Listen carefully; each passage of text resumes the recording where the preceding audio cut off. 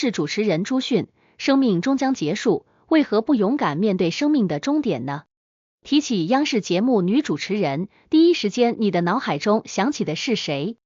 是端庄典雅的董卿，是温柔甜美的李思思，还是美貌与才华兼备的周涛？在这么多优秀的央视女主持人中，还有一位凭借着那张快嘴成为了央视的综艺一姐，她就是朱迅。作为综艺一姐，朱迅的事业生涯是人人羡慕的存在。14岁作为童星出道，17岁赴日留学，主持过多档高收视率的节目，先后7次登上春晚的舞台。但是朱迅的生活却不像事业那样顺利，他曾2次患癌，父母又陆续离世，甚至被大家多次造谣离世。在面对生活的磨难时，他没有退缩，反而勇敢的去面对，去抗争。少年得志。朱迅1973年出生在北京的一个知识分子家庭，父母都是新华社的记者。虽然父母平时工作十分忙碌，不能经常陪伴在朱迅的身边，但是在朱迅眼中，父母却是他的心中榜样。朱迅还有2个亲姐姐，作为家中最小的孩子，朱迅从小就养成了活泼好动的性格。1987年，中央电视台《我们这一代》栏目正在海选节目主持人，朱迅凭借出众的外表和活泼的性格当选了这一节目的儿童主持人。没想到节目播出之后，朱迅开朗大方的主持风格受到了很多人的喜爱，也奠定了未来他主持人的发展道路。家里的3个姐妹中，其实大姐的外表是最出众的。当大姐看到妹妹朱迅成了当红主持人之后，非常羡慕，也想去试一试。于是大姐报名了当时电影《摇滚女孩》的试镜。报名时要求要提交一张个人生活照片，但是家里当时仅有一张姐妹3人的合影，无奈大姐只能邮寄给了电影拍摄组。当电影导演收到大姐邮寄来的照片后，没想到却被照片上朱迅灵动的大眼睛吸引了，这就是他想要找的摇滚女孩的样子。于是在阴差阳错下，朱迅又出演了电影《摇滚女孩》中的小小。电影播出后反响非常好，朱迅也成了家喻户晓的童星。在朱迅出名之后，找他拍电影的人就接踵而至，片约已经排到了高2、高3的寒暑假。冷静下来的朱迅开始思考自己未来到底想做什么，是进军演艺圈做一个演员，还是进军主持界做一个主持人？但是让人意想不到的是，这2条路朱迅都没有走，反而在高3毕业之后毅然决然的选择了赴日留学。艰苦的留学生活。其实朱迅选择去日本留学的原因，除了从自身发展考虑之外，最重要的原因是他想离自己的父母近一些。当时朱迅的父母作为新华社记者，被派往日本工作，从小由于父母工作忙碌，和父母在一起的时间就很少，所以朱迅非常向往和父母在一起的生活的日子。但是现实可没有朱迅想象的那样美好。朱迅父母的工资除了自己的开销之外，有一大部分都要寄回国内，补贴家用，根本没有多余的钱来供朱迅留学。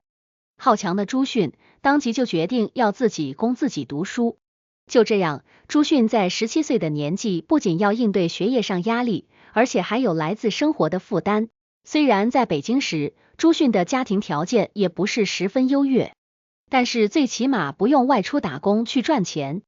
但在日本留学期间，为了能赚够自己的学费，朱迅做过洗碗工，甚至还打扫过女厕所，遭受了很多常人都无法忍受的艰辛。面对生活上的艰辛，朱迅没想过退缩，甚至在这样的环境下，他的学业也没有被耽搁，在班级一直都是名列前茅。就在朱迅以为一切都在往好的方向发展时，命运给了他当头一棒。就在朱迅顺利考取了日语2级证书，准备换一份工作的时候，他发现自己的身上出现了莫名的红斑。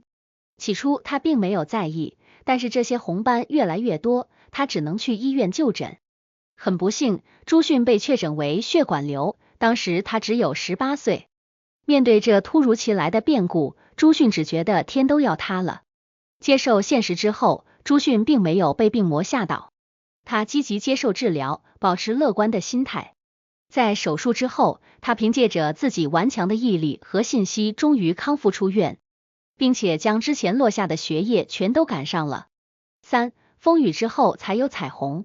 可能正是由于在日本留学期间那段艰苦的岁月，朱迅才练就了这种逆境而上、遇强则强的本领。在大学毕业之后，朱迅就正式开始了在日本的求职之路。凭借着之前在国内的演员经历和主持人功底，朱迅很快就在日本广播协会崭露头角。由于自己中国人的身份，朱迅进入了中国语讲座栏目担任主持人一职。在朱迅的影响下，当时掀起了一股学习汉语的浪潮。之后，朱迅又先后主持了亚洲观、中日歌会等时下大火的电视节目，并获得了日本杰出华人的称号。就在朱迅职业蒸蒸日上的时候，命运又跟他开了一个巨大的玩笑。国内突然传过来一个噩耗，朱迅的母亲被确诊为癌症晚期，一边是自己的事业，一边是自己的亲人。朱迅同几年前一样，又一次站在了命运的岔路口。面对抉择，朱迅又一次将天平倾斜给了家人。他毅然决然地放弃自己在日本辛苦打拼的事业，回国照顾病重的母亲。回国之后，朱迅每天都陪伴在母亲身边，似乎找回了自己丢失的童年。在母亲的鼓励下，朱迅决定在国内重新开辟出一条属于自己的发展之路。恰好当时央视正大综艺栏目正在招聘主持人，朱迅决定试一试。朱迅一路过5关斩6将，终于以第1名的好成绩通过了面试，正式成为了正大综艺栏目的主持人。凭借着朱迅在正大综艺节目中的出色表现，不久他便得到了央视电视台的重用，先后主持了《欢聚一堂》《同乐5周》等电视节目。在事业上获得成功之后，朱迅也迎来了自己的爱情。在工作期间，朱迅遇到了和自己志同道合的同事王志，两人很快就坠入爱河，并在婚后生育了一个儿子。到了2009年，朱迅开始主持央视春晚，更是被大家冠以央视一姐的称号。命运似乎不愿放过这个努力的女孩，就在朱迅家庭、事业双双丰收的时候，她再一次遇到了命运的转折。4. 命运的不公。